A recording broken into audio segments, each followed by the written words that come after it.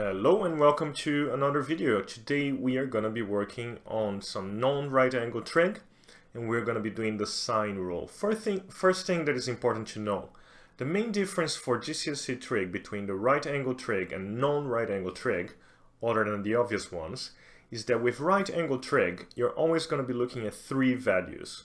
You know two of them, and you're trying to find one. With non-right angle trig, you're working with four values. You know three of them and you're trying to find one. But it's really important to keep in mind that GCSE trig is not such a massive deal. It's basically just substitution and basic subject of formula. If you can substitute alright and you can do subject of formula, you should be okay. Yeah? Let's take a look at the sine rule. So the sine rule works by pairing up sides and the angles opposite to them. And you're always going to be working with two pairs. Remember, four values. You could have angle A with side A plus angle B with sine B. You could have angle A side A paired up with angle C side C. And finally, you could have angle C side C paired up with angle B side B. For the sine rule, we're going to make two different formulas. They're the same formula, just turned upside down. For sides, you're going to have A over sine A equals B over sine B equals C over sine C. Remember, you're not using all six. You're always going to choose two pairs, so four values. For angles, you're going to be using sine A over A equals sine B over B equals sine C over C. Always put the thing that you're trying to find on the denominator and always starts with that value. Cool? Look at this triangle. For each triangle, solve the triangle. Solving the triangle means to find every missing value on the triangle. Hopefully you can see here that the first thing that we're going to have to find is side AC. So for that, we're going to be using sine rule for side. Starting with AC, always start with what you're trying to find. You're going to get AC over sine 58 equals 8 over sine 41. Quick rearranging gives you AC equals sine 58 times 8 over sine 41. Put that as is on your calculator and you should get AC equals 10.34. Plug that into our diagram. Now, in order for us to find the rest, see that we don't have anything to start the next pair. So we're going to have to find angle A. You don't need to use sine rule for that. You know the other two angles, and hopefully you remember from year 7 that angles in the triangle add up to 180. So that gives us that angle A is 81 degrees. Now we can set up a pair and use sine rule for side to find CB. Doesn't matter which one you choose, if you choose 8, 41, or if you choose 1034 or 58, both of them will give you the same result. I'm going to choose 1034 and 58. So CB over sine 81 is equal to 10.34 over sine 58. Quick rearranging, CB equals sine 81 times 10.34 over sine 58. Put that in your calculator and you should get CB equals 12.04.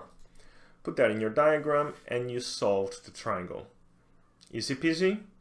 Give it a go. For this triangle, find every missing side and every missing angle. I'm going to give you a quick hint.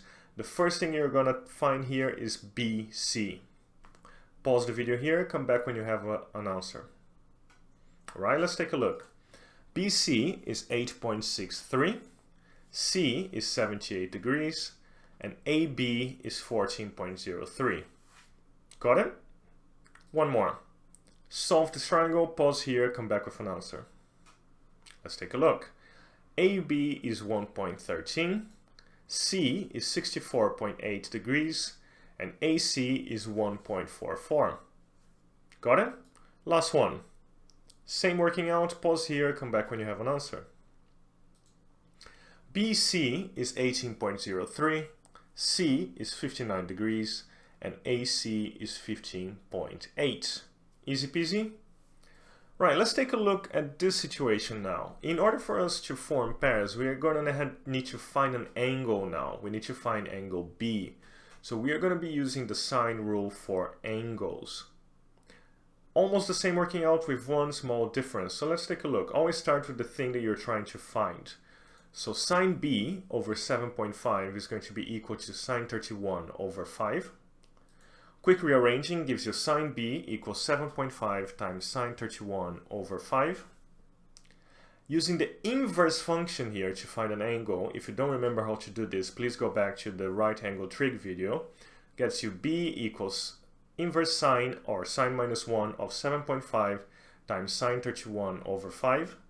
Put that as is on your calculator with the brackets, and that should give you b equals 50.58. Let's put that on our diagram.